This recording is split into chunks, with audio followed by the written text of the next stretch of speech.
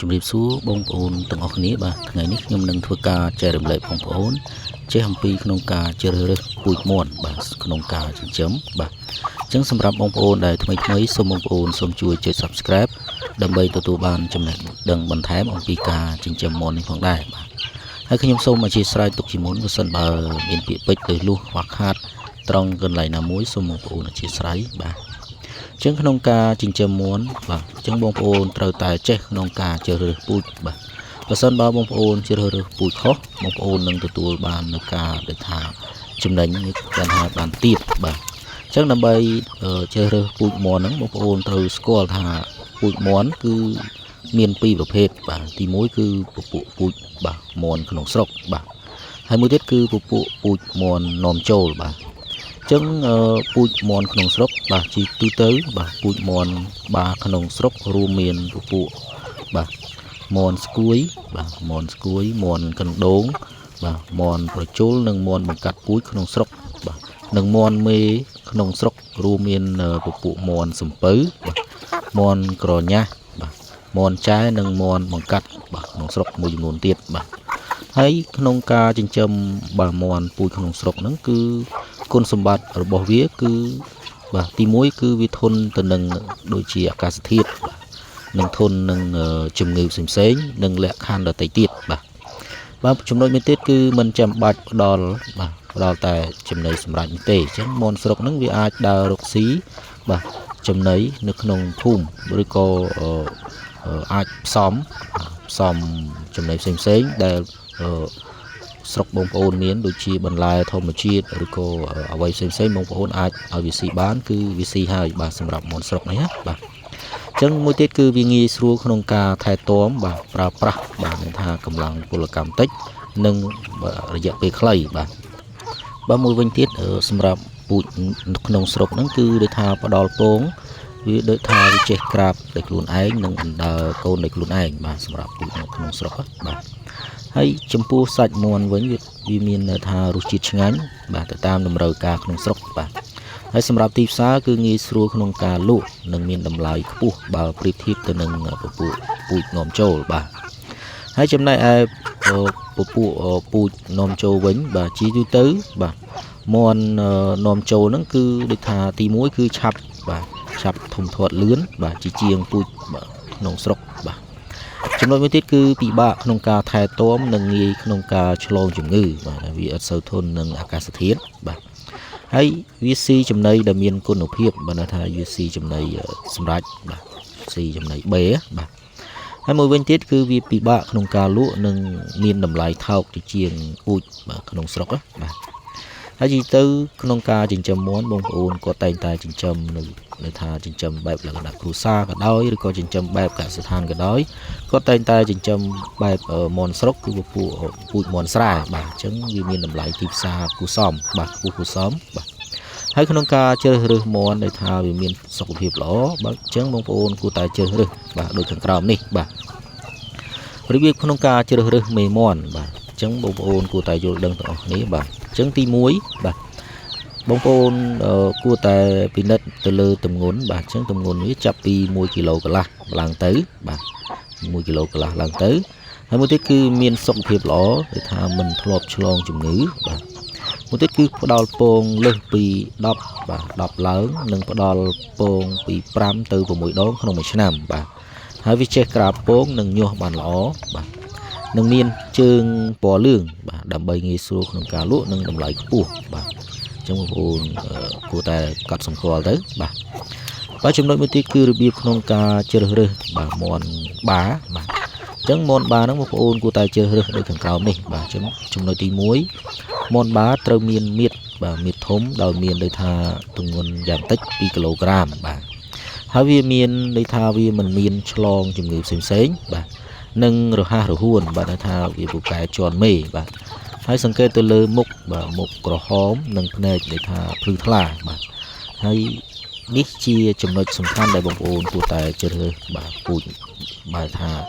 បាទសម្រាប់ទុកបាទបង្កាត់ពូជបាទចំណុចមួយទៀតតកតងទៅនឹងការជ្រើសរើសកូនមាន់បាទអញ្ចឹងកូនមាន់មានសារៈសំខាន់ណាស់សម្រាប់ដូចថាបងប្អូនចង់ថាមានមេមានបាហើយបាទ មានពោហើយយើងចង់ភ្ញាស់ដោយខ្លួនឯងឬក៏បងប្អូនទិញពីខាងក្រៅបងប្អូនគួរតែបាទជ្រើសរើសដោយខាងក្រៅបាទអញ្ចឹងទី1គឺកូនមន់ធ្វើការបាទថាចាក់វ៉ាក់សាំងរួចរាល់បាទសម្រាប់បងប្អូននៅថាគាត់ទិញមន់ពីខាងគេបាទអញ្ចឹងបងប្អូនគួរតែពិនិត្យថាកូនមន់ដែលបងប្អូនទិញហ្នឹងគឺថាចាក់វ៉ាក់សាំងរួចរាល់ហើយឬនៅបាទចំណុចមួយទៀតគឺតកតងទៅនឹងសុខភាពបាទសុខភាពល្អនិងរហ័សរហួនដោយថាមានភ្នែកបាទភ្លឺថ្លាបាទហើយមានអាយុប្រហាក់ប្រហែលគ្នាបាទនឹងគូតដូចថាយើងពិនិត្យទៅលើគូតវាគឺស្ងួតបាទថាគ្មានថារាកគ្មានអីបងប្អូនអាចជ្រើសរើសយកទៅចិញ្ចឹមទៅណាបាទហើយមួយទៀតតកតងទៅនឹងការរបៀបក្នុងការបញ្ចូលពូជមន់ថ្មីជាមួយនឹងពូជដែលមានស្រាប់បាទអញ្ចឹងបងប្អូនគួរតែធ្វើយ៉ាងម៉េចបាទអញ្ចឹងបងប្អូនគួរតែមើលវីដេអូនេះទៅបងប្អូននឹងដឹងហើយបាទអញ្ចឹងបងប្អូនត្រូវដាក់ពូជមន់ថ្មីជាមួយនឹងមន់ដែលមានស្រាប់បាទឲ្យបានត្រឹមត្រូវបាទប្រសិនបើមើលថាបងប្អូនមានមន់ថ្មីនោះគឺថាមានគឺថាវាមានជំងឺវានឹងអាចឆ្លងទៅដល់មន់បងប្អូនដែលមានស្រាប់បាទហើយពេលខ្លះអាចនិយាយថាងាប់ដោយសារការឆ្លងពីមន់ដាក់ថ្មីហ្នឹងក៏ថាបានបាទហើយដូច្នេះបងប្អូនគួរតែធ្វើការប្រុងប្រយ័ត្នដោយជ្រើសរើសពូជមន់ណាដែលថាមានសុខភាពល្អនិងគ្មានជំងឺបាទទោះបីជាយ៉ាងណាក៏ដោយវាមានដូចថាវាមានការពិបាកក្នុងការដឹងណាស់បាទថាតើពូជដែលបងប្អូនដាក់ថ្មីហ្នឹងវាមានជំងឺដែរឬអត់បាទដូច្នេះបងប្អូនដើម្បីថាឲ្យមានភាពងាយស្រួលបងប្អូនគួរតែបាទដាក់ពូជមន់ថ្មីហ្នឹងឲ្យដាច់ចលែកបាទក្នុងរយៈពេលបាទ14ថ្ងៃឬក៏2សប្តាហ៍អញ្ចឹងទៅបាទហើយបន្ទាប់ពីការដែលថារយៈពេល14ថ្ងៃឬក៏2សប្តាហ៍ហ្នឹងដូចថាពូជមន់ថ្មីដែលបងប្អូនទិញមកពីខាងក្រៅហ្នឹងវាអត់មានជំងឺឆ្លងអីទេអញ្ចឹងបងប្អូនអាចបាទដាក់មន់ថ្មីជាមួយបាទលាយជាមួយនឹងមន់បងប្អូនមានស្រាប់ហ្នឹងគឺដាក់លាយគ្នាទៅបាទដោយថាមិនភ័យព្រួយក្នុងការខ្លាចឆ្លងជំងឺផ្សេងៗបាទដល់មន់ដែលបងប្អូនមានស្រាប់បាទអញ្ចឹងជាការល្អសម្រាប់បងប្អូនដែលថាចង់ដាក់ពូជមន់ថ្មីបាទអញ្ចឹងកុំតន់លាយជាមួយនឹងពូជដែលថាបងប្អូនមានស្រាប់អញ្ចឹងបងប្អូនគួរតែក្រុងរយៈពេល4សប្តាហ៍សិនទៅ14ថ្ងៃសិនទៅឬក៏2សប្តាហ៍សិនទៅបាទបើសិនថាអត់មានជំងឺអីផ្សេងៗទេបងប្អូនអាចលែងចូលគ្នាទៅបាទជាការល្អបាទចំណុចមួយទៀតគឺការបំបែកមេបាទមេបាសម្រាប់ថាបង្កាត់ពូជបាទអញ្ចឹងការបែងចែកដូចថាទីធ្លាដាក់ដល់ឡាយទៅបាទសម្រាប់មន់មេនិងមន់បាទមេមន់និងថាមន់កបគឺមានសារៈសំខាន់ដូចខាងក្រោមបាទចំណុចទី1គឺការពារដោយថាការរំខានពីមន់ដទៃទៀតក្នុងការបង្កាត់ពូជបាទតើតើនឹងការជន់មេបាទមួយទៀតគឺបងប្អូនងាយស្រួលក្នុងការតាមដានថាតើថាមន់កំពុងធ្វើការបង្កាត់ឬក៏អត់បាទ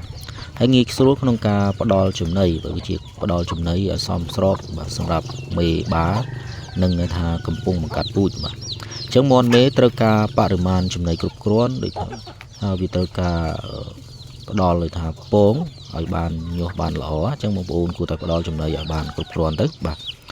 ហើយមួយទៀតបងប្អូនគួរតែផ្ដល់ពពួកបាទចំណីដែលមានជាតិរ៉ែបាទគឺមានសារៈសំខាន់ណាស់សម្រាប់មេមន់ដែលផ្ដល់ពងបាទអញ្ចឹងស្របពេលជាមួយគ្នាបាទនេះផងដែរការផ្ដល់លេថាចំណីដែលមានគុណភាពដល់មន់គោកក៏ដូចថាវាជាកត្តាដ៏សំខាន់មួយដែរពីព្រោះមន់គោកក៏ជាអ្នកផ្ដល់នៅកំណើតដែលធ្វើឲ្យថាមន់ពងអាចមានលទ្ធភាពក្នុងការញាស់បានល្អផងដែរបាទហើយមួយទៀតបងប្អូនគួរតែយល់ដឹងអំពីការដាក់មន់គោកនិងមន់មេឲ្យបានថាមានចំនួនស្មើមាត្រនឹងគ្នាផងដែរបាទអញ្ចឹងមន់គោកមួយក្បាលបងប្អូនគួរតែដាក់បាទមន់មេបាទជាមួយមន់មេហ្នឹងបាទចន្លោះពី6ឬក៏7ក្បាលនេះទៅបាទបងប្អូនកុំដាក់ច្រើនពេកបាទហើយមួយទៀតបងប្អូនមិនបាច់បាទថាមិនត្រូវដាក់មន់គោកលើសពី1ក្បាលក្នុងទ្រុងខណ្ឌតែមួយបាទជាមួយមន់មេនោះទេបាទពីព្រោះមន់គោកនឹងដេញនិយាយថាជួលគ្នានៅពេលដែលថាវាធ្វើការបង្កាត់ពូជបាទដែលជាហេតុធ្វើឲ្យមន់ពងមិនអាចញាស់បានបាទប្រសិនបើបងប្អូនមានមន់គោក2បាទអញ្ចឹងបងប្អូនគួរតែផ្លាស់ប្ដូរគ្នាទៅបាទទៅតាមវដ្តនៃការបង្កាត់ពូជនីមួយៗបាទហើយមួយទៀតបងប្អូនត្រូវបដូរមេបាទមេមន់ថ្មីនៅពេលដែលថាវាមានអាយុ2ឆ្នាំបាទសម្រាប់មេមន់ណាបាទនឹងមន់គោកដែលមានអាយុ បាទចន្លោះពី2ឆ្នាំកន្លះឬក៏3ឆ្នាំបងប្អូនគួរតែបាទផ្លាស់ប្ដូរវាចេញចឹងណាបាទពីព្រោះវាផ្ដល់លទ្ធភាពពងនឹងដែលថាវាបង្កកំណើតវាមានការធ្លាក់ចុះអញ្ចឹងបងប្អូនមិនគួរទុកមន់គោកបាទ